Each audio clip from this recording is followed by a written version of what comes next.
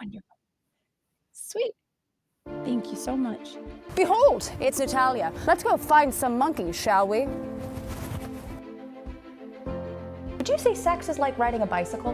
Nothing gets me going like Christmas and wigs. Let's check out this show. I remember the first creature I beheld. He was a squirrel. His name was Kevin. I heard you need a DNA sample. I want to find light and joy in things that bring us together and unite us. And I think science is something that can unite us. Ow. God damn. There's a world out there, a world that needs to be beheld.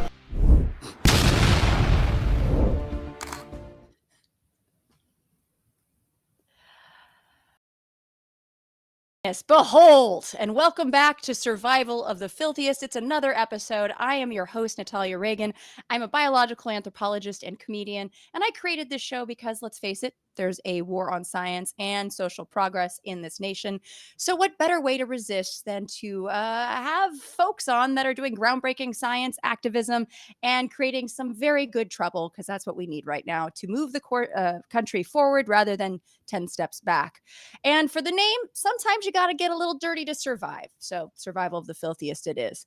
And here's a quick reminder to please like, subscribe, and comment if you'd like. And if you want to support the production of this, highfalutin show, you can join my Patreon. I would very much appreciate it.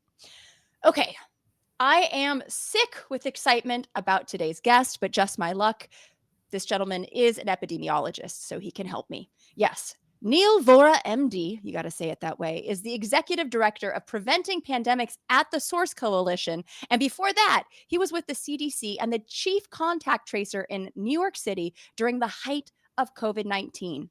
He was actually handpicked by Mayor de Blasio himself. But folks, Neil is not just an epidemiologist. Neil is a conservationist too. Let me explain. Way before COVID, Neil worked in Western and Central Africa during the Ebola outbreaks in 2014 and 15. Neil has long described himself as a disease detective, trying to determine the source of deadly outbreaks, so he could head them off at the pass. And while playing the source sleuth, Neil discovered that deforestation had a direct impact on disease transmission between animals and humans, aka zoonotic transmission. So thus began Neil's mission to reduce deforestation in the hopes to prevent future pandemics.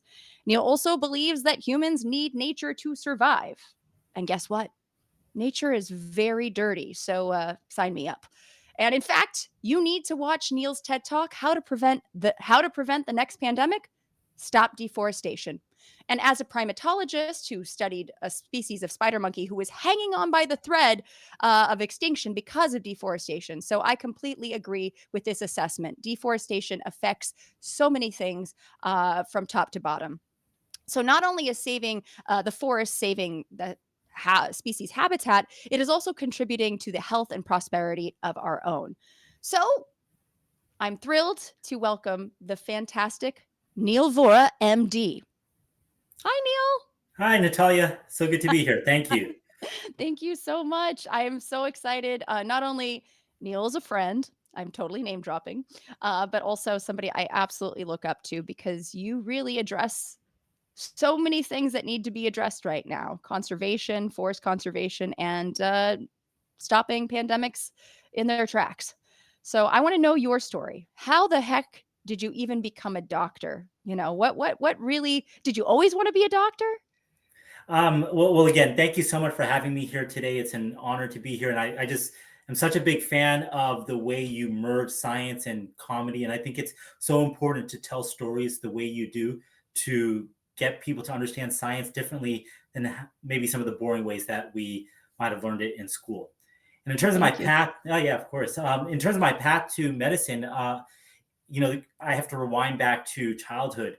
And growing up, I learned very early on about the importance of public health. My dad was born in India, and when he was a kid, he had smallpox. And thankfully, he survived, which is why I'm here today. But again, growing up, when I would look at his face, I saw the legacy that smallpox left on his life in the form of scars that he has to this day, over 70 years later. And smallpox is this terrible disease. It kills 30% of people that have it. Thankfully, it has been eradicated thanks to the work of public health professionals around the world, particularly in the 60s and 70s. That's a gift that keeps on giving. None of us have to worry about naturally acquired smallpox anymore, thanks to the work of those people back, a few decades ago. And so that planted the seed in my mind that maybe one day I would be doing public health as a doctor. And then when I was around 14 or 15, I watched the movie Outbreak, and Dustin Hoffman and Cuba Gooding Jr. in spacesuits convinced me that one day I would get to wear like a hazmat suit and chase dangerous diseases for the CDC. And I'm so grateful that I had that opportunity. And there you oh my goodness, that's crazy that you saw that and you're like, "I wanna do that," and you did it. And I will mention real quick, the Outbreak movie, the monkey that runs out at the beginning is a capuchin monkey that is found in the Americas, and so I remember being like, "Wait a minute, that's not accurate," but everything else that happens is pretty darn scary. So you went on to become an epidemiologist, and, where did you go to school? So I did my undergraduate at the University of Southern California, and I was in this program that basically allowed me to study whatever I wanted and still have a guaranteed spot in medical school. And so I studied international relations and biology with a focus on environmental science, and I had a minor in philosophy. And my goal, even back then, was before I started medical school, was to somehow combine my passion for health and public health with my other passion for conservation. I didn't know how I would do that, but I just knew that in my gut, somehow all of these topics were related to each other. And so I ended up going to medical school in San Francisco, had an incredible experience, and then did a residency in internal medicine in New York City at Columbia University.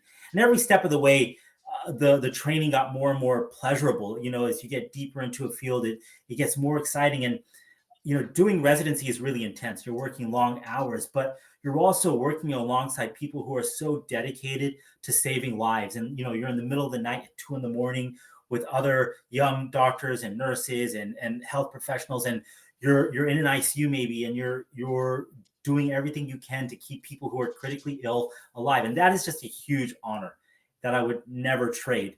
But at the same time, after I finished my internal medicine residency, I knew that I wanted to get more into population level work. And so I joined the CDC through this program called the Epidemic Intelligence Service, EIS. And that's a crown jewel program of the CDC. I'm so lucky that I was in it. It was set up back in maybe the 1950s in response to the threat of biological warfare. And and if you've ever seen the movie Contagion, as you can tell, I like movies a lot, but Kate Winslet in that movie is an EIS officer. And so I had the honor of, so I did. You're our Kate Winslet. Not as pretty. Uncanny resemblance, yeah. No. Yeah. But then I got to chase outbreaks around the world, and fast forward almost a decade later, I ended up leaving CDC, and now I work for at the intersection of conservation and health, and do a lot of other stuff. It's a wild journey, and before we get too far along, we have a mutual, I think, academic. I don't know if we call it a crush or a love affair with the wonderful Jane Goodall, and I know that she was very influential in your life. And I don't know if you have anything that you wanted to say about, did you write Jane when you were a kid, or I feel like No, I had so my sister ended up going to boarding school in the UK, the United Kingdom. And so her graduation speaker, this is maybe back in maybe 1995 or something like that. But her graduation speaker was Jane Goodall. And so I was so excited. And I went to that graduation. I was maybe like 11 years old at the time. And I went with my National Geographic, on which she was on the front cover, and she signed it for me. And I have a picture with her. But what's your connection to Jane? Well, just primatology in general. So Yeah. I've met her 3 times now, and every time, like, I cry. And I will say this, that the second time I met her, I was taking the first time she was exhausted. It was at our big international primatology conference, and she was being passed around from primatologist to primatologist. But the second time, we were taking a photo, and I was just smiling, looking at the camera, and she stops and goes, I like it best when you look at each other in a photo, because you get an actual connection. Like, Wow. even in a photo, she's trying to connect. Oh, So I turned to look at her, and as you can imagine, Neil, like, just it's like ugly crying, So yeah. the 2 other times I've met her, I'm just ugly crying in the photos because I'm forced to look into her wise and loving eyes. Oh, that's So amazing. Yeah, I saw her speak a year or two ago in New York City, in Oh, Brooklyn, and I don't know, she's like in her late 80s or something like that, and she just captivated the entire auditorium. Like, I just can't believe she has so much energy and so much passion and so good at telling stories, and we were just all so energized by everything she had to say. We were all hanging on. yeah, well, I was gonna say, it sounds very familiar because I feel like you're heading into that territory, my friend, you know? Well, right You've got back some at you. but you got some great stories, and I wanna hear about your time with the CDC and when you spent time in Africa and kind of how you, uh, fell back into conservation as you were playing this disease detective. What does that mean, being a disease detective, first of all? So when I joined the CDC through that EIS program, the way it works is you choose a program that you're going to be placed at for the duration of that 2-year program, and you basically you put down what your choices are, and then those programs rank their top choices, and you basically get matched to each other. And I wanted to be in a program that focused on zoonotic diseases, and in particular, having done already a lot of work with humans as a medical doctor, I really wanted to get more involved in uh, disease control focused on animals, but particularly diseases that have an impact for people. And so I ended up joining the poxvirus and rabies branch, which Ooh, was, ooh. yeah, exciting because rabies is one of the most diabolic diseases there is, right? Like, It's no joke. no joke, right? Like, if you show symptoms of rabies, you have nearly 100% chance of dying. And every rabies death to this day is a public health failure because we have the vaccines to prevent rabies. Now, shockingly, over 50,000 people a year still die of rabies, right? Like, these are all completely preventable deaths. And so, and most of the deaths are related to rabies transmitted through the bite of a dog, right? And so Mm, again, it's the reason I say it's a diabolic disease, though, is that it invokes vampires and rabies. And I love horror, and so I can tell you a yeah, little bit about the yeah. origin of vampires. But the other thing about rabies is that for you to test an animal to see if it has rabies or not, you basically have to. It has to be dead, and you have to chop its head off, and then it gets sent to a laboratory where they do the testing, right? So it's such a Yeah, crazy. that's not a subtle test approach. No, that's, yeah, you gotta that's a commitment. It Oh, is a wow. commitment, yeah, Oh, god. but got to do a lot of work around that. Also, I mean, in terms of full circle, right? I was in the poxvirus branch, and again, my dad had smallpox. That was my introduction to public health, and so I had the great honor of leading the investigation for a newly discovered smallpox-like virus in the country of Georgia. And so we were traveling around in these Soviet-era military vehicles through the hills of Wow. Georgia, looking for people who might be infected with this new virus. And again, it's just a privilege to do this type of work. And what did you find? I mean, was it a big problem? Did you have a bit of an outbreak, or Yeah, so it was thanks to these astute clinicians who basically saw several cow herders that were presenting with these lesions on their hands. And initially they thought, well, maybe this is anthrax because there's a fair amount of anthrax in the area, and they tested for anthrax in Georgia. that's so metal. Yeah, yeah, I know, so metal, right? But it was negative for anthrax, and then they tested for a few other local pathogens that nothing came back positive. But then this astute clinician thought, well, maybe this could be cowpox, right? And Ah, yes, which is the yeah, original, yeah, source of the original vaccine, if you wanna go into that. You probably could tell it better than me. well, but again, this, right? Like, Yeah. it's incredible, right? Back in the late 1700s, Edward Jenner and a few other people basically recognized that these, particularly it was women working with cows and milking the cows, were not getting smallpox. And they basically concluded that it was, well, they were getting cowpox, which is a related infection caused by the cowpox virus, but it's not smallpox virus, but there's this cross protection. If you get infected Ah, with the cowpox virus, you have protection against smallpox. And so in any case, fast forward a few centuries, and we're in the country of Georgia, and that astute clinician said, well, maybe this is cowpox. And so they ended up sending samples to the capital of Georgia, and thanks to the relationship between the Georgian public health entities and the US CDC that has an office in the country of Georgia, they got the samples to the US CDC, and we tested it, and we discovered it was a brand new virus. And wow. so we went out there and we did field investigations, and we found that cows were being exposed, and that rodents also had evidence that the virus was circulating in the rodents running around the cow fields. And so it's all kind of one big circle there. It's all connected. It really is. Like I think we all need to remember that, we're in close proximity with a lot of, I mean, not always, it depends on where you are, but like with a lot of animals at any given time. There was a woman who actually, when you were talking about rabies, it was actually a sad story. I don't know her name off the top of my head, but she was a school teacher here in California. A friend of mine actually knew her. She, I don't know, she was repairing a light or it was up on the ceiling of a school, but she got bit by a bat and no symptoms and died of rabies like a month later. So it's even, and I know how much I was going to ask you your favorite animal because I know how much you do love bats, but bats being an important vector for disease and human interaction, especially because they oftentimes will live in our dwellings.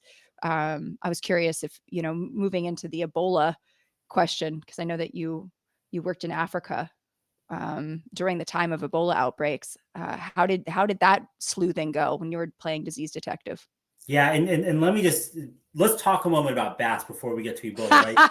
Because I love bats. They're my second favorite group of animals after snakes. And so as we move forward, I don't want people to get the wrong impression about bats. Bats are our friends. Just respect them from a distance, right? If you drink tequila, you have bats to thank for that because bats pollinate the agave plant, and that's why the agave plant is proliferating. Or bats are very important for controlling insect populations, and so actually, right now across North America, there's the spread of this fungal infection called white nose syndrome. It was perhaps introduced to North America on the bottom of a spelunker's boot, maybe from somewhere in Europe or Asia, right? So this is like that. The movement of pathogens in animals and the devastating consequences it can have. But over 1 million bats across North America have died now from this infection. So it's having tremendous consequences. But this one scientist recently, last year basically, published this paper in Science that showed that in parts of the US where white nose syndrome has taken hold, there's been actually an increase in the use of insecticides. So farmers have been resorting to more use of insecticides because these insect-eating bats are dying off. And then that scientist went one step further and basically linked that increased use of insecticides to infant mortality. These areas where more insecticides are being used have higher infant mortality. Now, I want to be very clear. We can't say for sure that the insecticide use is leading to infant mortality, right? Like this is more of a correlation than a causation, but the scientists use very robust methods. And it's just a reminder again that everything's interconnected. So connected. And sometimes the things we do to nature or the things happening to nature because of our activities have very surprising impacts on our own health. Absolutely. Yeah, I feel like the playing God sometimes where humans have either introduced a species to sort of, take care or eradicate another species has backfired infinitely, in terms of like, I think of cane toads brought to Australia to take care of locust problems, but they don't fly, but locusts do. And so now you got a cane toad problem and cane toads are deadly if you ingest them. So all these dogs are dying. And then now they have like these cane toad festivals where they just kill them. And I'm like, these cane toads didn't ask for this, like they're just doing their own thing, and I love toads. Oh yeah. I've licked a few in my past. I know. I just, yeah. But I think the playing of God or forgetting about the intrinsic value, even like mosquito, trying to eradicate mosquitoes or, the sterilization of the females and things of that sort that have, things that are in play to sort of limit mosquito populations. There's question of whether or not they feed other species and taking them out of the ecosystem, will this have some sort of butterfly effect that could negatively affect other species and then in turn negatively affect us? Yeah, I think we have to be asking these questions, right? Like the unintended consequences of our actions and tinkering around in nature. There can be grave consequences. Another example that I think is really striking in India. Basically, there's been widespread use of this anti-inflammatory drug called diclofenac in cattle to treat illnesses, right? So it's a very powerful anti-inflammatory drug.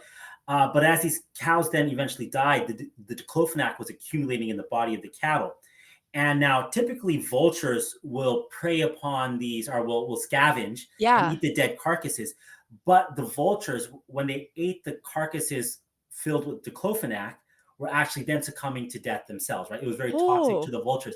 And then scientists have basically shown that, again, there's a link between that loss of vultures to increased human mortality. Because then you had carcasses that were decaying because vultures weren't around anymore. And then there's the hygiene issues and stuff like that, right? So again, everything is interrelated. And we have to remember that yeah. humans are a part of nature, not apart from nature, right? We're part of this ecosystem.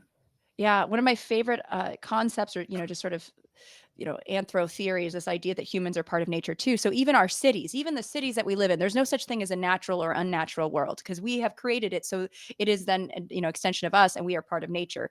So even urban spaces, and of course we've seen lots of animals, especially during COVID, thrive in urban spaces. We have to realize that there's going to be an uptick of also interaction with these animals, and not trying to eradicate them because they inconvenience us. Or even like when I met you, I lived in Red Hook, Brooklyn, and I lived in a garden apartment. It was in a basement. It was the water line was about 6'2" because of Sandy, like it probably had lots of black mold. But I had infestations of cockroaches, but also house centipedes. And the first time I saw a giant house centipede, I thought, what the actual fuck is that? And I don't kill bugs. I just don't. So I was trying to understand the bug. Even cockroaches, I don't want to kill, because I also found out that when you kill cockroaches, it attracts the others. And I thought it was like a funeral procession, and it's no, they want to eat them. But anyways, real messed up. But it turns out that these house centipedes that are terrifying looking actually eat cockroach eggs. They actually do help keep your cockroach numbers down. So I was like, I just had like kind of an unspoken rule. Like, I'd see it. I'd be like, you can be here, but just hide yourself, please. Because you startled me. And I tried to just turn it around, like even I live amongst a lot of daddy long legs in my apartment. I name them, I give them their space, and send them on their mission to eat bugs. Oh, I think that's such an awesome story.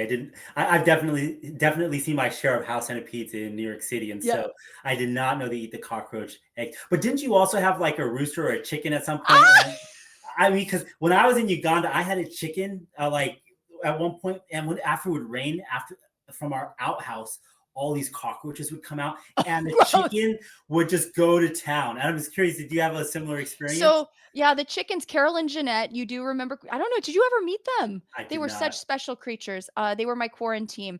I always joke that it was mushrooms, magic mushrooms, and chickens that got me through the quarantine. So I'm not even sure if the chickens ever really existed. But yeah, they were amazing. And Jeanette, I called the ruthless assassin. Like I had to wrestle mice out of her throat because she would try to eat mice, and they would be too big, But so she'd eat anything, including cockroaches and centipedes. Carol, I called my big dumb blonde. I think her eyesight wasn't the best because I'd literally hold this fat hen right in front of a house centipede or a cockroach, and she would just stare like, like really cute and, kind of dopey. So yeah, one was good for that. The other one was just kind of useless. Carol started laying eggs on my desk though. So that was, yeah, it got That's weird. amazing. Isn't that That is, weird? I love that. That is so cool. Oh Um, my, Amazing though. yeah. And so I have newfound respect for house centipedes. That's so cool. Yes. Yeah, because they serve a purpose. And so I want to, kind of get into how you made the leap that deforestation and, and pandemics are linked. Was this in your time, in Central and West Africa, that you were there for was it the Ebola outbreaks of 2015 and 14, right? Yeah, so in 2014, I deployed to Liberia for CDC during the height of the Ebola epidemic Yeah. in that country. And so Wow. in West Africa, starting in 2013, the largest Ebola outbreak ever recognized basically took place, right? Over 11,000 people died in that Ebola outbreak. It was unlike anything I'd ever seen in terms of all the outbreak response I had done. And then a few years later, in 2019, I deployed to the Democratic Republic of the Congo to assist in the response to the second largest Ebola outbreak ever, right? So I've done a fair amount of Ebola response work. But one story I would say is that in 2013, before I had gone to Liberia for that Ebola response, I led an investigation with colleagues in Nigeria and with colleagues at CDC to investigate a bat festival that was taking place in this one rural part of Nigeria. And so, Sorry. It yeah, was and wait, what did they, but like, what is the bat festival? Are they celebrating the bats? Are they, it's celebrating in a way, right? So basically, there are these two huh? caves, and two times a year, people are allowed into these caves. And those are the only 2 times of the year that Oh, people are okay. allowed into caves. And it's only men and boys. Okay. And the local king and his priest basically say, now is the time of the year for the festival. And so Yeah. these men and boys are running into the cave and they're swinging tree branches, knocking down bats and catching bats, that are flying around. And basically these bats are then cooked and eaten. Okay. Oh, But these are Rosetta's aegypticus bats. And so when we heard about this festival taking place, our concern was that, well, maybe people are getting exposed to pathogens because Rosetta's aegypticus bats, the Egyptian fruit bat, are known reservoirs for Marburg virus in other parts of mm, Africa. Marburg is a hmm very deadly virus, a cousin of Ebola. And so, we went to Nigeria to basically do an investigation with our colleagues at the Nigerian Ministry of Health and with some Nigerian university collaborators. And when we got to this one part of rural Nigeria, we first had to get permission from the local king to proceed with the investigation, because all of this work always has to yeah. be done with community approval, community participation. And thankfully, we got that permission. And we were traveling around everywhere in bulletproof vehicles, like with glass that thick and with armed Wow. guards with AK-47s Uh, because of some of the instability in the area. And so we then trekked through the rainforest to get to the cave, and we're fully suited up as we go into the cave because we wanted to collect samples from the bats to understand what type of pathogens are in the bats. And so as you descend into the cave, all you can see is where your light is shining, and the floor is literally moving with like vermin, like lizards, amphibians, insects. Bats are flying all wow. around. We also, of course, did surveys in the community to understand what type of precautions people are taking when they eat bats, when they catch bats. Do they have access to rabies vaccination? And we found some shocking things. First of all, we found that we discovered a new species of bacteria that was infecting people. We also surveyed the surveys represented over 2,000 people. 10% had come into contact with a bat in their lifetime. That's a really Wow. astronomically high number. But Yeah. only 1% had ever received rabies vaccination before. Oh dear. Yeah. What were the rabies rates there for humans? Was there any rate, or was it just? I mean, was anybody getting rabies? And that's like one of the other like things, because we were asking people, like, have you ever observed people getting sick after this festival? Are you yourself getting sick? Like, what type of Yeah. outbreaks might be happening? And no one actually reported anything recently, an outbreak after this bat festival. And there might be a variety of different reasons for this that we don't know for sure. One possibility is that sometimes outbreaks happen because of disturbances in nature, where suddenly a pathogen starts to spread in the bats, and then people can start getting sick. And so maybe we just had a snapshot in time when people were not getting sick. Maybe people have developed some type of genetic resistance to Mm, some of the local pathogens in those bats, right? That's yeah. purely speculation, but I'm just throwing out some ideas out there because we've seen other parts of the world where people have evolved with pathogens at the same time. Yeah, exactly. Yeah, I think of just sort of, sickle cell and malaria and, thalassemia and malaria, and yeah, that there's a trade-off, if you will, you know? absolutely. I'm so like amazed with the breadth of your scientific knowledge, Oh, like the fact that you can just thank you. rattle off thalassemia and sickle cell. Yeah, but you're absolutely right. Exactly. Well, it's funny, I taught biological anthropology, and we would talk that was a specific, section we would talk about was just sickle cell anemia, and interestingly enough, I've had students that were, sickle cell carriers, but they didn't have sickles. They were, what is it? The heterozygous for sickle cell rather than homozygous, so they did not actually suffer from it, but, so it's interesting when you run out into people, and I've had professors that have had students that did have sickle cell, and so you got to be careful when you talk about this kind of uh, scientific information, because you don't want to alienate or let them feel like, we're kind of talking about them as if they're some sort of specimen, or, even though they might not be open about it in class. Yeah, and I'm so glad you brought up that point. You're absolutely right. And I think the other thing to recognize is that I just described uh, this festival in this one part of Nigeria, right? And Uh-huh. maybe if we're based in the U.S., that practice might seem a little bit different or foreign to us. But I also would remind people that there Oh, are things that we do in the U.S. that would seem odd to other people in the world, right? Like, yes. and so it's all relative. And the point here is that we want people to be safe, Yeah. right? At the end of the day, we activities are happening. We all do risky things in our lives. as soon as I step out on the streets of New York City, there's a risk every time I go on the streets, right? I Oh, take yes. precautions, or I'm driving in icy conditions. I wear seatbelts, right? We all do risky things. And so it's not to point fingers at people, but it's about Yeah. reducing risk. Absolutely. And cultural relativism is a big thing in anthropology, of course, wanting to not be ethnocentric and throw shade at something you don't quite understand. Because that is, that othering that we see, unfortunately, a lot here in this country. And we want to stay away from that because, like, for instance, the people that judge what people eat, like I don't eat meat, but there's a lot of people in different parts of the country that eat all sorts of animals that I might find, oh, that's a little not side that doesn't coincide with my values, but also like we eat animals that maybe they'd be like, what the heck, why would you do that? So it really is uh relative, and like you said, it's about heading off any sort of risk. Like for instance, I think of HIV, for instance, which for years there was um this sort of rumor going around that it came from someone who had sex with a monkey. It was this, this big sort of rumor when I was growing up in the late 80s, early 90s. But we now know it's from, SIV and eating primates. And I don't know if you have you ever done any work with HIV or SIV? A little bit with HIV, just in terms of Mhm. clinical practice, but not directly with SIV. Yeah. Yeah. But another example of misconceptions. Hold on one second. I think we have a question real quick. John Hogan, how does someone go where Ebola is at its worst and prepare so they don't catch it? You know, Good question. yeah. Thank you for this question. And so, as a CDC disease detective, quite often by the time we're going to one of these areas that are impacted by some outbreak, it's actually much safer because we already often know what we're dealing with or we're taking precautions. The people who are the real heroes in all of this type of work are the people who are on the front lines actually treating patients. So, in many parts of the world where tropical diseases persist, there are limited resources. So, I'll think of my time when I was in Liberia. I was working in this very rural part of Liberia, and there was a community care center for people with Ebola.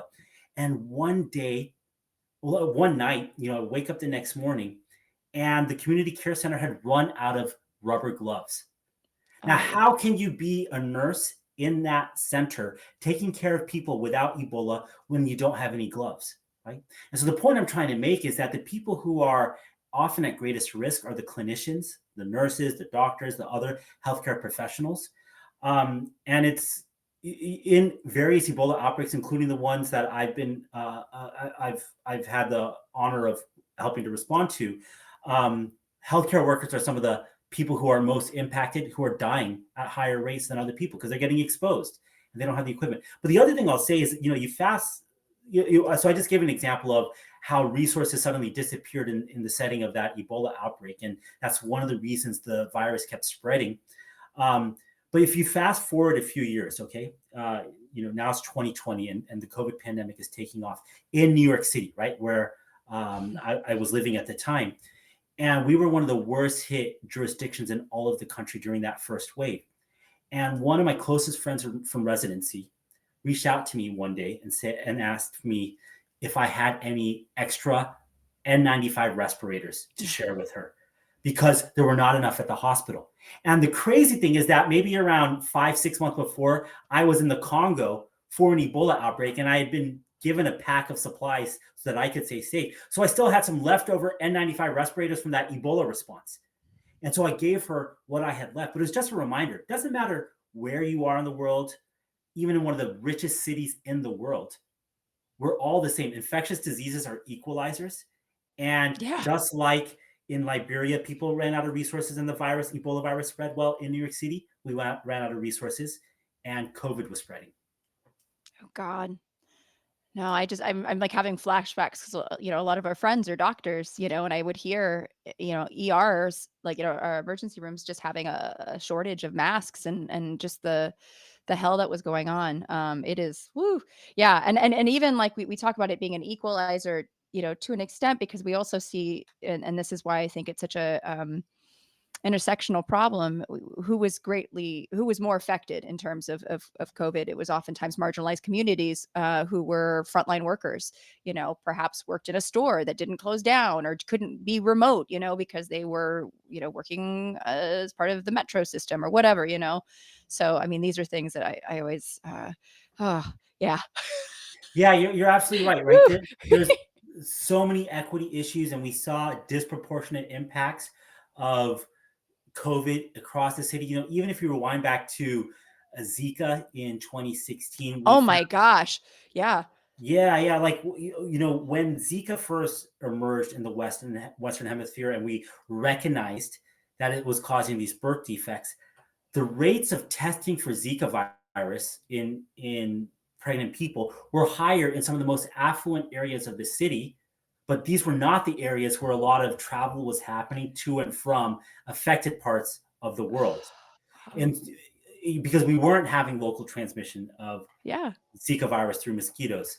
And so it's just a reminder about equity. But one of the things I'm really pleased to report, right? Because I had the privilege of leading New York City's COVID contact tracing team.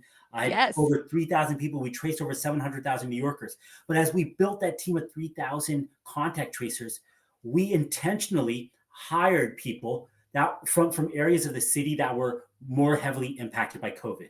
And this was part of our efforts to have an equitable response so that the people who were hit so hard as COVID ripped through the city had more access to some of the jobs to help us get back on our feet.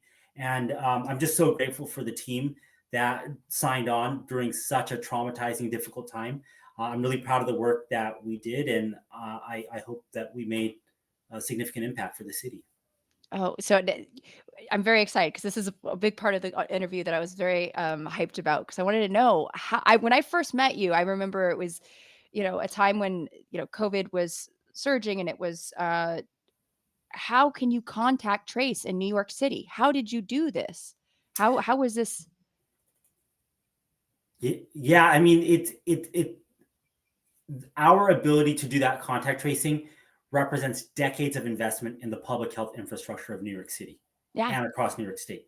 Right? These are not things that you can do overnight. And if these systems get dismantled, then we lose our ability to respond going forward. But the backbone of public health is surveillance, disease surveillance. And so there are certain diseases that by law have to be reported to public health authorities, right? Either through the laboratory systems or through clinical practices. But the laboratory system reporting is in many ways automated, right? So if a laboratory test is run on a patient and it turns out to be positive for that list of reportable diseases, including HIV, syphilis, chlamydia, right? If a test is positive, it automatically gets reported to the health department. And so that's how we Those are all build the our fun ones. Right, yeah. So then we have to we have a database though of who has these diseases. We have information about them, and that's basically the universe of people that we began our contact tracing operation with. We knew who was testing positive for COVID, so we could reach out to them, and we would then talk to them and find out, okay, well, where were you in those days preceding the onset of your symptoms, even after the symptoms started, and they would give us a list of names, and then we would follow up with those people because they would Wow. give us the contact information. Now, sometimes Yeah. these people would be in public settings, right? They wouldn't be able to report Yes. everyone that they had come in contact with, right? And that's where there's holes in the contact tracing. Ideally, right, when you're doing contact tracing, every new case is ideally already on a list of known contacts that you have. And if you have 100% match there, then your contact tracing is robust. But if you're identifying new cases that are not on your list of contacts, that means that there's a lot of unrecognized transmission happening Right. and Yeah. the outbreak is not under control. I mean, I just think of the subway. I think because that never really stopped running. We had chunks of time that they would clean the subway. By the way, was the cleanest it's ever been. I've ever seen it during COVID. I mean, you could have eaten off those seats. It was so clean because I think they closed from I got stuck a couple times, because I had to work and it's like 1 a.m. to 5 a.m. I think they closed it down to do that. But during the day, there was still. I mean, and people tried to social distance, but it's hard. So, I mean, did you? How many people total were you able to, I guess, contact trace? We traced over 700,000 affected New Yorkers. Wow. Yeah, and so that was during my time overseeing the program, because then Mhm. I left by March of 2021. It was a huge effort, and again, like, the team I had working with me was incredible. There were three things that kept me going during that, because I've done outbreak response around the world, but nothing I've done comes close to the difficulty of that experience. When the mayor tapped me, it was May 6th of 2020, Wow. and the assignment was basically to get over 2,000 people hired and get the contact tracing program running by June 1st, so less than 1 month. And I had the most incredible people working alongside me. And so the three things that got me through it: number one was the mission. I love New York City, right? That's my place. And to give back to the city that I love was a huge honor. Number two was the people that I worked with, right? These are people that sacrifice so much, and they rose to they answered the call of duty, and I will always love them for the sacrifices they made.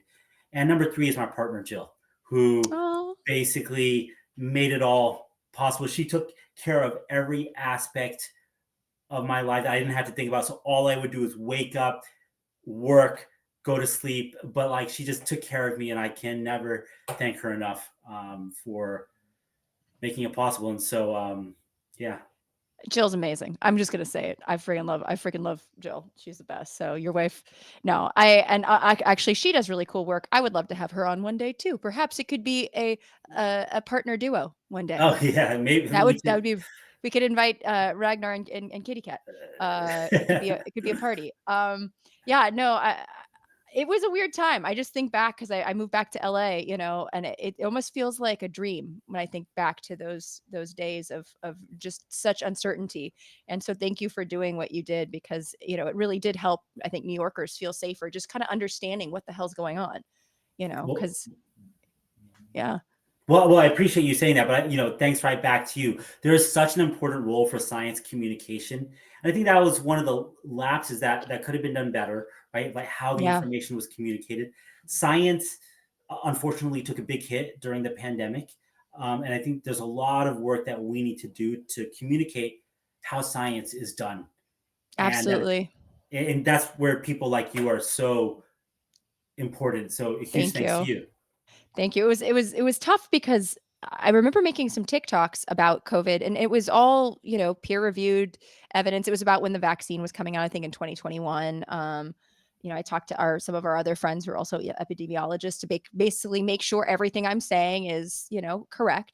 And it was taken down. I was community guideline violating by talking about this, even though it was not telling anybody to do anything. It was just like, here's information. I present it. So there was a bit of a war on that. And I also think that, and I've talked about this with a lot of science communicators about how do we better teach that science is a process and more of a verb than a noun early on, because I think a lot of people were really uh, feeling just mistrustful of science because they were like, it's always changing. It's always changing. They said this one day and this the other. And it's like, yes, because we've gathered more information. Good science will change. It's not static and fixed. We're not sitting here. It's not like, say, religion where, you kind of, it stays still and this is the way it is. And that's the way it's going to be.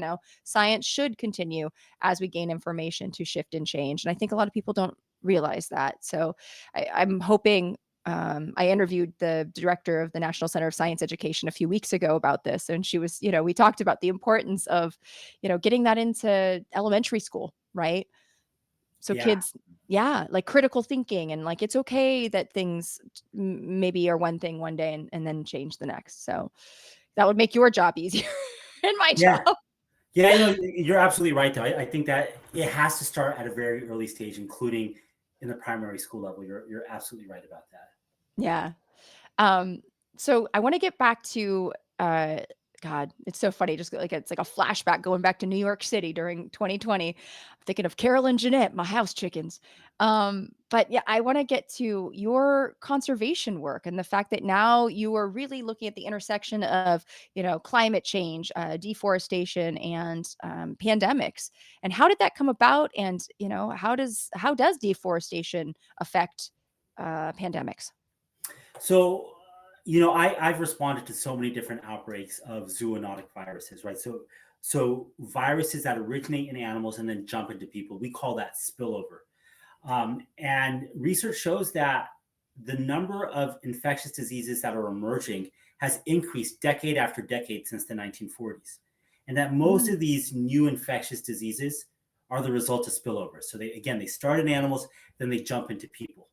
And spillovers are on the rise because of human activities such as deforestation, the commercial wildlife trade pipeline, unsafe practices when raising farmed animals, and then climate changes in the backdrop of all of that, right? So, I'm not talking about once a pathogen is in people, the factors that then allow it to spread easily between people, such as global travel. But I'm just focused on the fact that we are doing things to the planet that increase the chances that viruses will jump from animals into people. And so that's the focus of my work, right? So I got tired of responding to outbreaks rather than preventing them. I found that we weren't talking enough about prevention, which is why I made the hard decision to leave CDC, an agency that I love and colleagues that I love working with, so that I could work in the nonprofit space to basically advocate for the protection of nature to prevent outbreaks. And to your point about like how does something like deforestation drive infectious disease emergence? Well, Yeah. there's a few different reasons, right? The first reason is that when we first have to recognize that forests have a lot of biodiversity, meaning a lot of variety of life, including microbial life. Now, biodiversity in and of itself, it's not what causes pandemics. Rather, it is actions that humans take that disturb that biodiversity that then leads to the spillovers. Okay. Actions, again, such as deforestation. So when you deforest, you create this edge of forest. And along that edge, people and domestic animals have more opportunities to interact with wildlife. That creates the physical interface that allows spillover to happen. So that's reason number one. Reason number two is just like people, when we're stressed, we're more likely to get sick. The same goes for wildlife. When they're stressed because they're losing their habitat, they're more likely to get sick, shed pathogens that can then infect us. Reason number three is that deforestation leads to loss of biodiversity. Now, some species are specialist species and they're only evolved to live in that forest. And so as the forest disappears, those species disappear. Yeah. But other species are generalists and they can live alongside people. They can live in a number of different environments. But those same animals tend to be ones that can carry pathogens that can then go on to infect us. And then reason number four is climate change. So deforestation is an independent driver of climate change, and climate change independently increases the risk of infectious disease emergence. God, it's all connected. All of All it. connected. Oh All my connected. God. I mean, No, when I you, just, yeah. well, I'm wondering, like, in all the work that you were doing with primates around the world, have you seen infectious diseases play out in these primates? Well, that's the funny, I mean, that's yes and no. Okay, so I know that I have not worked with macaques, closely because macaques terrify me. I always joke it's, people ask, "Is there gonna be Planet of the Apes one day?" And I have to, correct them. Actually, we're living in Planet of the Apes because humans are great apes. We're part of the family Hominidae. But beyond that, if there was gonna be a primate that would take over the world, it would be macaques because they can survive. They're the second most widely distributed primate in the world, and they can just survive anywhere. And, I believe I have to double check. I feel like they are, or maybe is it vervet monkeys? There's a monkey that is resistant to Marburg, I believe.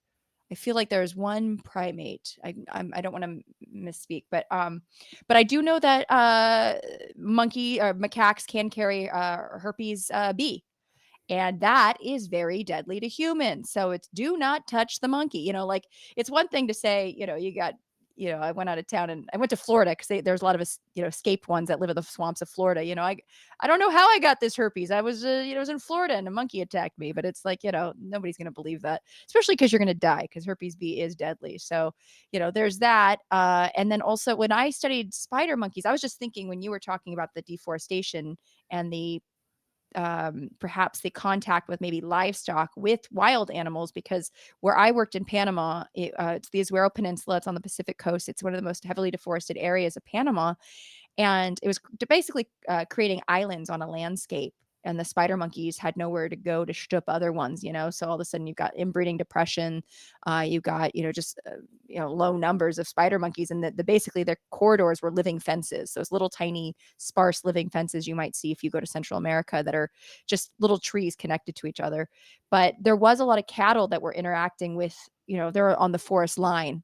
But I haven't heard anything specifically in regards to that. I was looking up um, different parts of Central America that have had some spillover, but fortunately, knock on wood, I don't know of anything specifically with the Azuero spider monkey. But Well, with oh, sorry, go on. no. Well, I like your point though about the macaques, right? Don't touch the Oh, macaques, right? Like when I see do photos not. of tourists in like places like Bali and there's like monkeys crawling them, climbing all over them, I just get terrified. Their face is next. You know what I mean? Like Yeah. they're so smart. They're so smart. And they can survive, like you were saying that. So I studied, the spider monkey, which is more of a specialist. They're frugivores. They eat mostly fruit, whereas, the generalist is like a macaque, right? Macaques will eat anything, including your face and your fingers and your soul, so just don't touch them, but like also the pet trade is a problem, when we see or bush meat and pet trade, right? So when we see animals that are bought and sold, whether it's trying to be smuggled into different areas of the world as pets, or bush meat, that can be a problem and too with spreading zoonotic diseases. So again, this is where humans who might need to make money, and I understand that, and this is why I think conservation needs to be people first. Jane talks about that a lot, Jane Goodall, about making sure people have their needs met, and then they won't have to resort to things that might, ruin a population of primates. Yeah, you're absolutely right. It has to be people first in any conservation effort. And I think in the past, conservationists have made that mistake about separating parcels of land away from people. And many indigenous peoples are actually have been historically displaced from the lands, even though they are the best custodians of these lands. The best stewards. Yep. Yeah, and so we have to be supporting their tenure rights and yeah, it's just tragic, some of the legacy of conservation, and I hope that we're on a better track going forward, putting people in conservation together. It has to be a partnership. Yeah, absolutely. I mean, I can't think of any conservation efforts that were just from an outside source. They were always included the local population, or because that's how you're going to get people invested, people who are going to protect, people who are going to have financial gain from these efforts. That we see that with like Virunga National Park. A lot of the rangers are reformed. I don't know if it's a lot. Probably, I know at least some are reformed poachers. People that actually used to go into the forest and poach, but they also now know what to look for, right? Because they were once on that side, and now they are stewards of their land and very proud of it. And so, I mean, that right there is an example of conservation done right. Although it is interesting, just thinking about the potential for any sort of zoonotic transition in or transmission in that particular instance. But as far as I know, there's also precaution and education about don't get too close, stay away, keep a distance, which I think is also very important. Yeah, it's a tough balance, right? Like bringing people Mhm. in from around the world into these areas. Um, they could potentially get exposed and then carry the pathogen out with them. At the same time, no intervention is perfect, right? It's a Yeah. risk benefit analysis, and many of these areas would disappear were it not for ecotourism. Yeah. And then in the process of losing those ecosystems, we'd actually have even more risk of infectious disease emergence, right? So it's Yeah. a good thing that we're finding ways for people to make money off of nature. But your point about like the trade of wildlife is one that is something that I'm very focused on and concerned about. And one thing to make clear is that one of the largest, if not the largest, importer of wildlife in the world is the United States. And the first ever recognized outbreak of mpox outside of the continent of Africa happened here in the United States, right? You might remember in 2022, Mpox was all over the headlines related to sexual transmission when this new clade was recognized, basically, that was being transmitted sexually. Well, before that, if you rewind to 2003, this is after the 9/11 terrorist attack and after the anthrax attacks, right? When there was already heightened vigilance around the threat of bioterrorism, including from poxviruses, such as smallpox virus. Well, suddenly people in the Midwest started showing up with all these lesions that kind of looked like smallpox. And it turned out that they actually had Mpox related to exposure from rodents and prairie dogs. And so Gambian rats had been imported into the United States as part of the pet trade. And some of those were infected with Mpox. It got into prairie dogs and it spread across the Midwest. And so, we're all interconnected. Oh my God. We have these demands, but there is no reason in urban centers such as New York City, Wuhan, Paris, London, why you need to be having the sale of live wild birds and mammals, right? Because they're purely for luxury. That's what we need to be regulating. I'm not talking about infringing on the rights of local communities from accessing wildlife, the rights of people to hunt or whatever else. I'm just talking about commercial trade of wildlife. Absolutely. No, I 100% stand behind that because, so many of them die anyways, but, the threat of a pandemic is really looming, I wanted to, one of the things that you said in your TED Talk was the importance, and it's kind of getting back to it has to be people first, of radical listening when it comes to dealing with a community that might be dealing with deforestation or dealing with, maybe a threat of a pandemic. I wanted to ask you a little bit more about that and how that maybe plays a role in how you, attack things now. We talked a moment ago about the historic problems in conservation, about separating people out and how that was a big problem. We've seen something similar in public health, historically, where communities are not engaged in the public health process. And you can't be successful without a partnership with communities, right? The communities are the experts in their own community, not me as some academic, person. And I'll give you a story. Last year, was it last year? Yeah, I think it was last year. I was in Samburu County in Kenya as part of this convening that brought together experts in health and environmental conservation and finance from across the continent of Africa and also other parts of the world, right? So it was like 40 or 50 experts convening in this one part of Samburu County, gorgeous area of Kenya, just rolling rangelands, and there's elephants and giraffes, and it was just absolutely amazing. That's amazing. And we're meeting, and like our meetings are happening in the bush, and they said don't wander off to go pee or whatever else because you can get run over by an elephant. And so it was an incredible setting, right? But I remember the first night we're at dinner, or it's like getting dark, and we're at the hotel overlooking this gorgeous landscape, and it's getting dark, and all of a sudden there's a thud, and we look over to the side, and there's a bat on the floor. And it wasn't clear, why it fell out of the air. But our guide, this indigenous person, a member of the Samburu tribe, basically reached over and picked up the bat and moved it to a corner. So I went to go meet him right after that on the side. I said, hey, bats can carry illnesses or pathogens that can infect you. And, maybe this bat was sick or something like that. So you might want to wash your hands. And so he said, okay, sure. And he went ahead and did that. So the next night, exact same time, right? It's like dusk, it's getting dark. And, we're all waiting for dinner. And we look down at one of the feet of my colleagues, and there's a tick on her foot. And, ticks can carry pathogens as well, right? And so suddenly the same guy, right? That same guy from the night before jumps into action, and he literally rips the tick off and is about to squeeze it with his fingers. And we're like, no. If you squeeze it, you might release the pathogens. If it has any, it's better to put it on the side and, crush it some water. Yeah, something like that.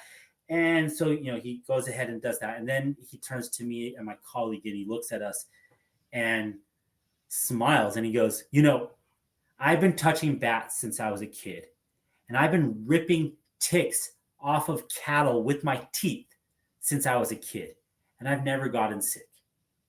And that was a reminder for me in that moment, right? Here I am, some New Yorker in this man's land. If he had put me out there at that time of night for 15 minutes, I would have like died. I can't survive on the land. And here I am telling him how to What to function, do.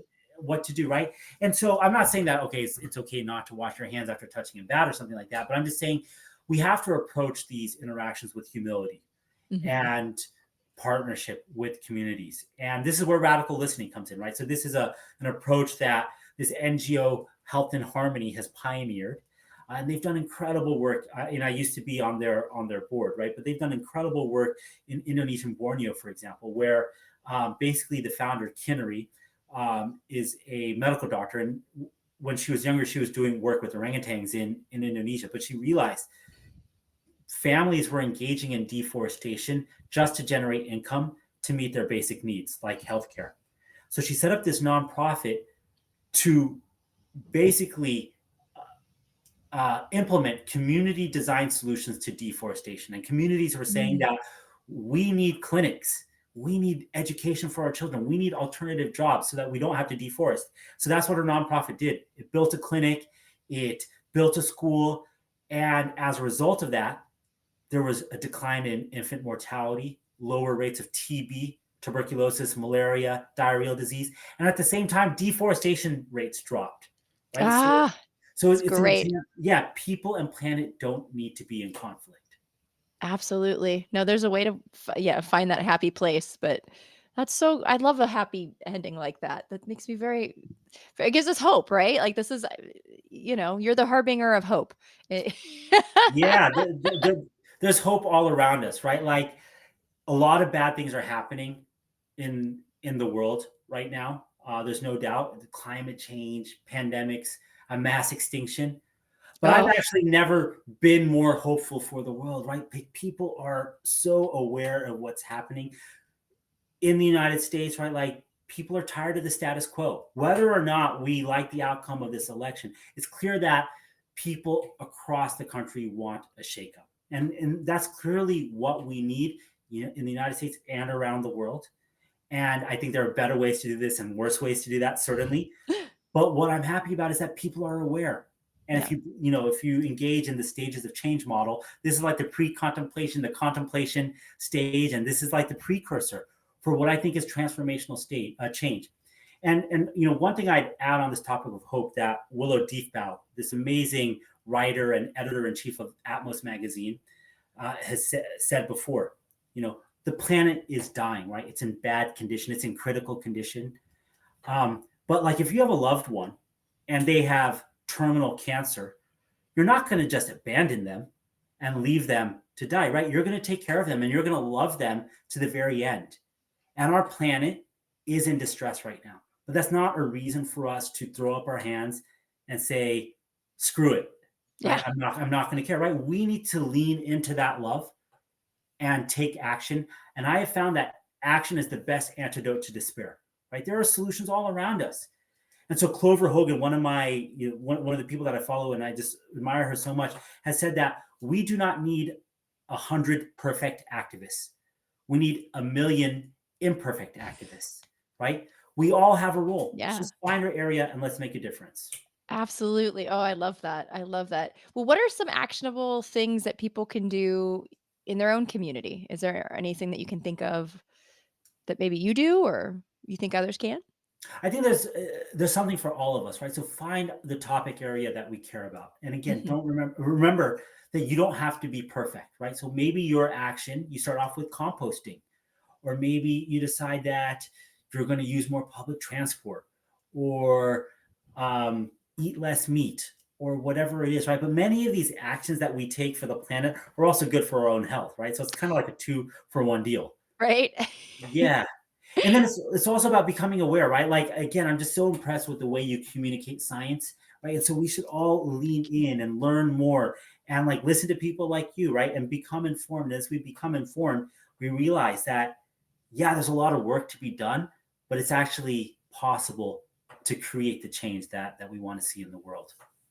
Oh, thank you. No, this is the whole point of the show is to have you on to tell us how you're making great leaps and bounds to make the world better and, kind of connect the dots. Cause I think sometimes it's really, we like to compartmentalize so much that we forget how everything is connected.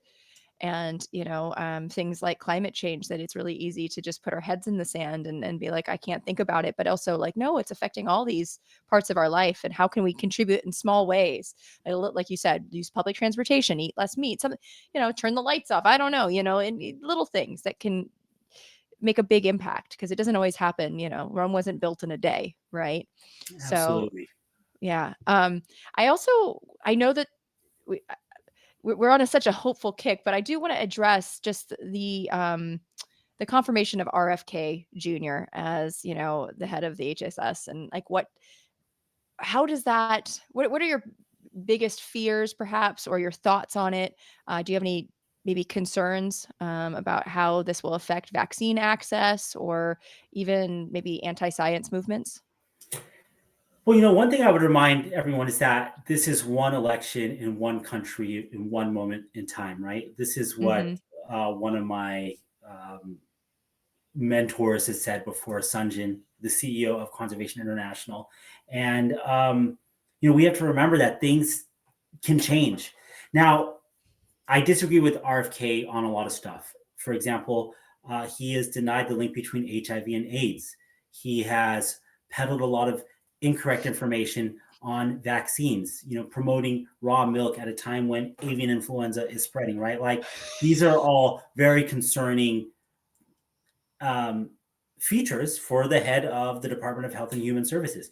At the same time, there is something he has tapped into, and I think he has this opportunity that very few other people have ever had before. Right? I've never come across a head of HHS, Health and Human Services, that's this much of a household name, right? Like, most of us don't know who the prior HHS secretary was, or the one before that, but we all I had to pretty much, look it up.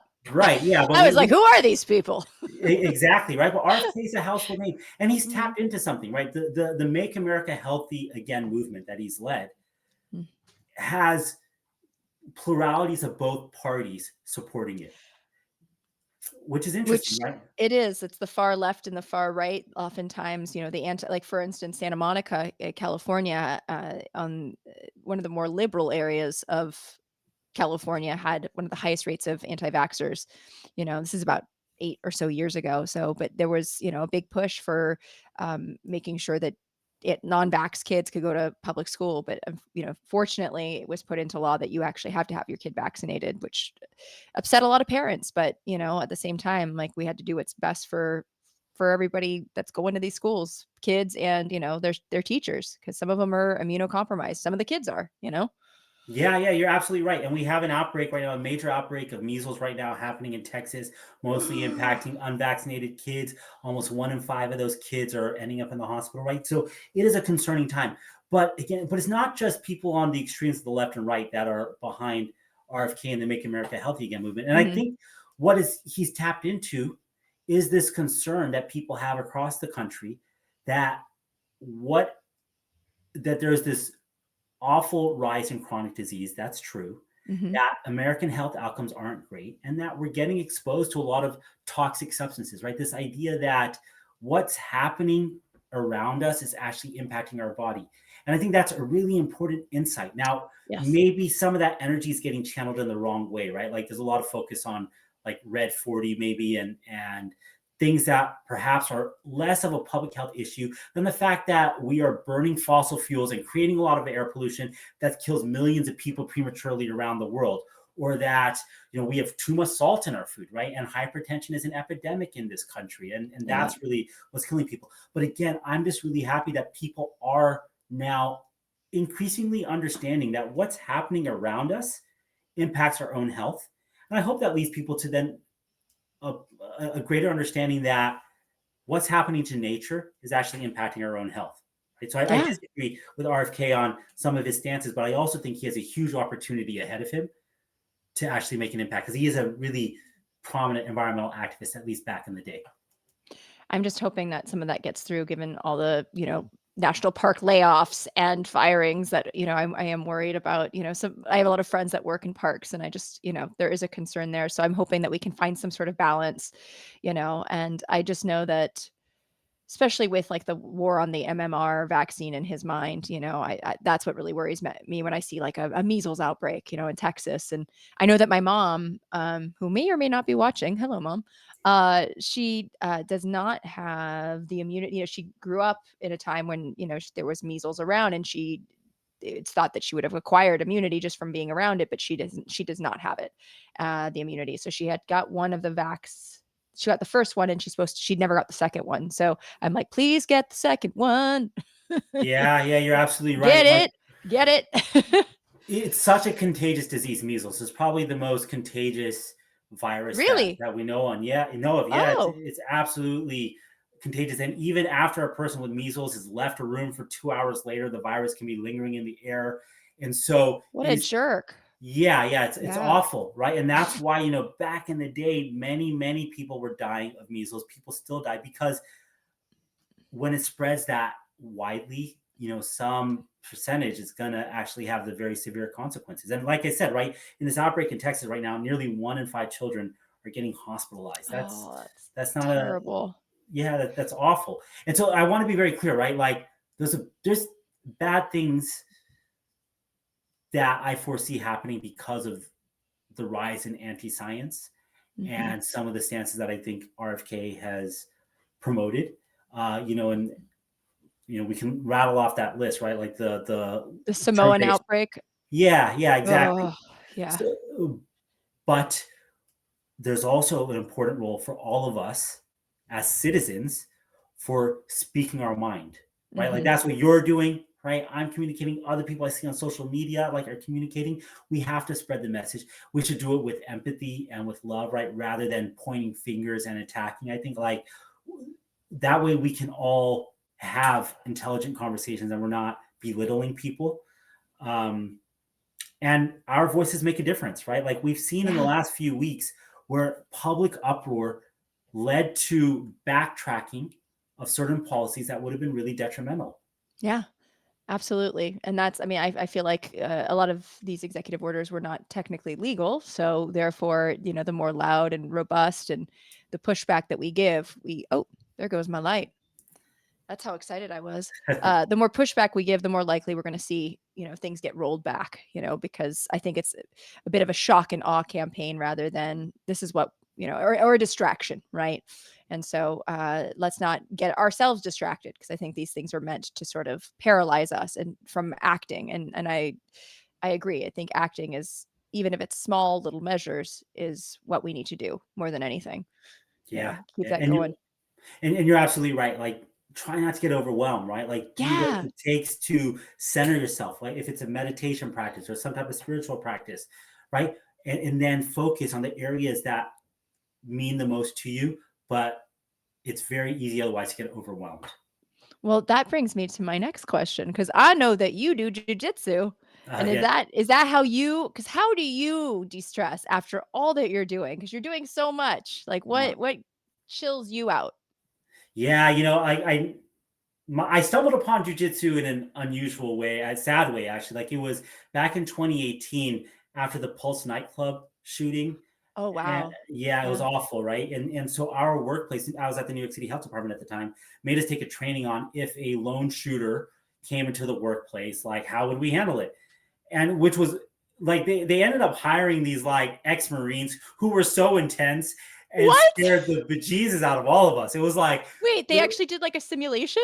well, they got these like 3 or 4 Marines, former Marines, who like gave the talk, and at the end they showed us like Oh, moves as a last resort of what you do, and like I just like people who are really intense, and yeah. so I just started talking to them after, and they're like, you know what, if you want to do self defense, you got to learn either Muay Thai or Jiu-Jitsu, and I took a Jiu-Jitsu class, and I just fell in love instantly. Like, Oh my yeah, gosh. I know you do martial arts too, right? Yeah. I used to, well, I kickboxed from like age 9 to 15. It was karate, but my sensei, it was a little cult like. I'm gonna be honest.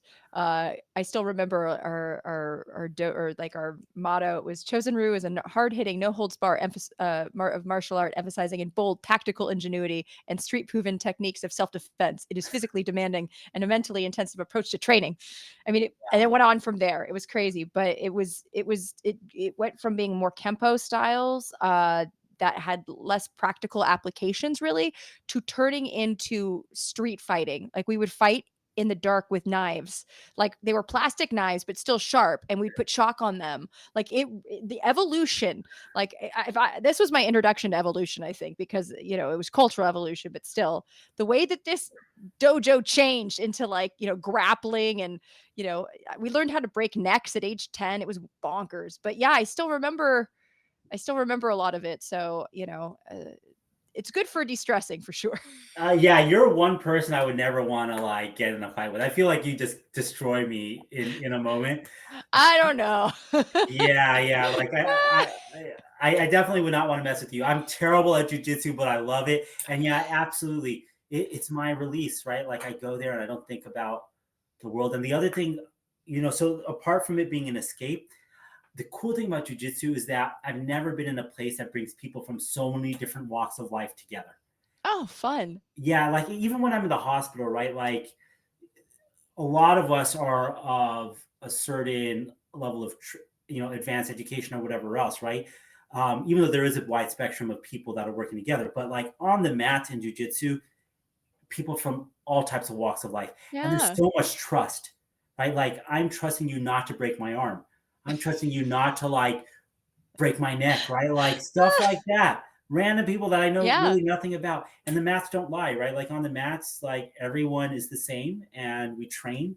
And yeah, I've had incredible time in the last like 6 years training. Oh, I that's love it. so cool.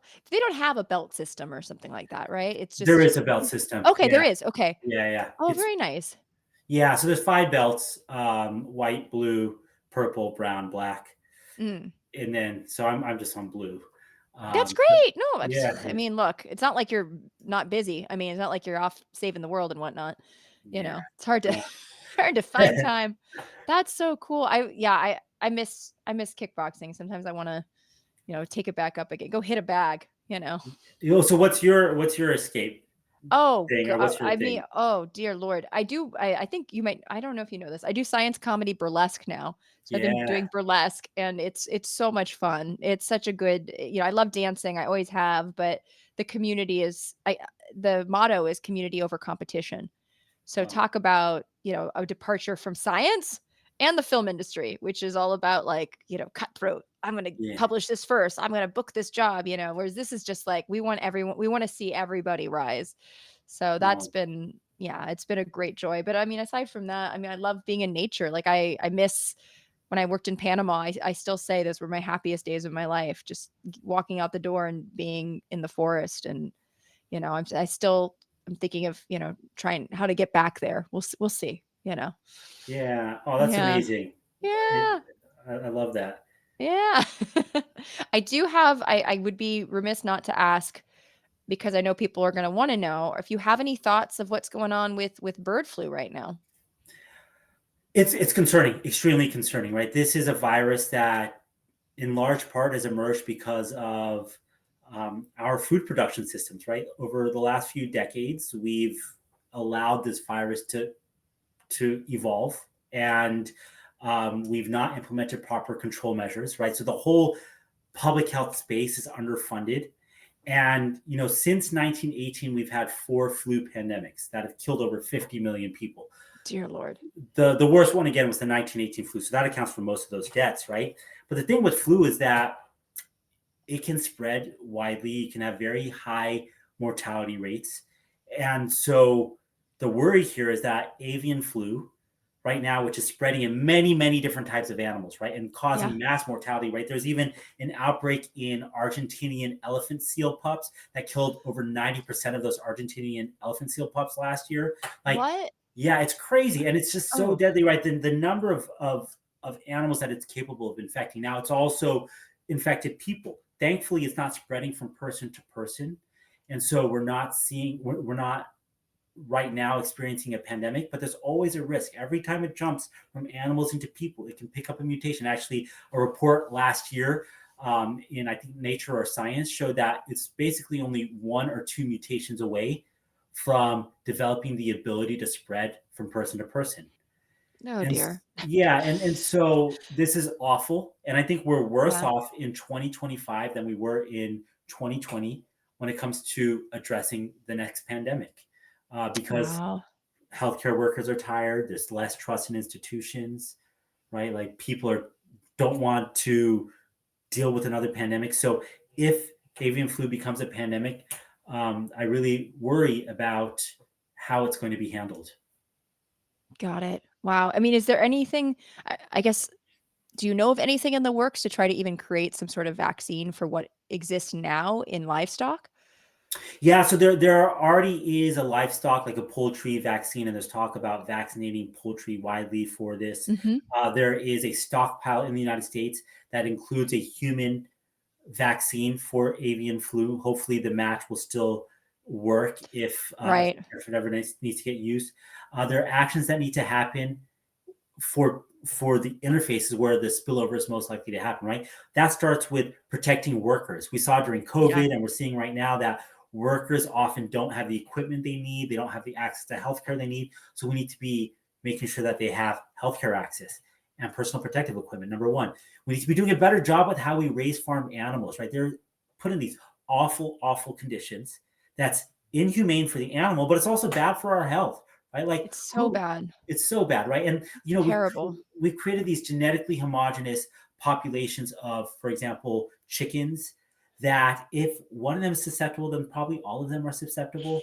And they're getting pumped full of antibiotics because there's so much transmission of pathogens between them. They're standing around in their feces, right? Like these are just, no one wants to eat that. It's No. not good for the animals. It's not good for us. So let's do a better job, and let's put regenerative agriculture on the same footing as industrial scale animal farms that have gotten subsidies for many, many years. And so these are some of the things that I think we could be doing, that we should be doing. Absolutely. I'm a big, I've been vegetarian pretty much since 1995, for just because I love animals, and that's, I don't judge other people for what they eat, but I do have massive concerns with how livestock has been raised and factory farming here in the US. I live if you went from San Francisco to Los Angeles, you've driven the 5 and you know about Kauschwitz or Yeah, Coalinga, which is a huge cattle ranch that I mean, it stretches. I mean, I'm sure it's multiple cattle ranches, but it just smells of death, and it's troubling, and it's dangerous, not just for the animals, but for us. And like looking at that big picture, I think I hope people, take heed and do the right thing, you yeah, know? yeah. Yeah. Oh man. No, I didn't want to bring us back down, but I have to ask you about bird flu before I let you go into the world. Um, I Yeah, want you're right. But let's just remind everyone that there's reasons to be hopeful, right? there is Like hope. there is hope. Humanity has gone through major challenges before, and we don't live in feudal systems anymore. Many of us live in democracies, thankfully. We have, people overcame Nazi Germany, right? Like there's reasons to be hopeful, and I know that there is a better world ahead of us. Yeah, we just got to stay active. Yep, absolutely. Yeah. Well, where can folks Oh, hold on one second. Sorry, I'm getting my list of patrons that I'm going to thank in a minute. But where can folks find you? Or do you want them to find you? I don't Yeah. know. Yeah. No, people, I guess I'm on the internet. And so, always reach out. I have the great honor of leading the Preventing Pandemics at the Source Coalition. I have, I'm around. So, reach out if any of this is of interest, you want to dive deeper. Yes. Oh my gosh. Well, thank you very much, Neil Vora, MD. You got to say it like that. You are an inspiration to me, and again, you remind me that everything is connected, right? All aspects of climate, human health, and just nature. We're all intertwined, and if one of us suffers, then we all suffer. So thank you so much for being here. Thank you for all the work that you're doing. You're an inspiration as well. You're fantastic at communicating. So thank you. Well, Thank you. I get it from you. I'm learning from you. Goes both ways. Uh, well, and here's a quick reminder to folks at home. Please like, subscribe, and comment if you have anything to say. And if you want to support the production of this little show, please find me on Patreon and join. And I want to thank my amazing producer, Peter DeTucker. You are a gem and make this all happen. So, and next week, I have two very exciting and fierce guests, Dr. Kara Achenbach and Dr. Sarah Lacey. They are the authors of Woman the Hunter, the physiological evidence and the archaeological evidence. And they've gotten a lot of blowback and pushback for their results. But let's just say, yeah, the proof is in the pudding, and they've got a bunch of pudding. So until then, thank you so much. And this is Survival of the Filthiest. Mwah. I don't know why I kissed and said goodbye to you. Oh, my patrons. Oh, thank you. We're still a work in progress. Okay, patrons, listen up. Thank you very much. Daniel Wynn, Claude Allen, Tom Skullbeard, Tori Yates Orr. Hold on, I'm losing them. Hold on one second. I love when this happens. Redding Maley. Love you, Redding. Dana Logan, Michael Z. Weinstock. Hey, bud. David Leitner, James Hudspeth. Woo. Anthony Zana, Tom Berman. Hello, Tom. Jen Beverstock. Scott Froschauer, JSB, Jeff Cohen, Andrea Bloom, and Jonathan Marks. Thank you. Keep coming back. Like it.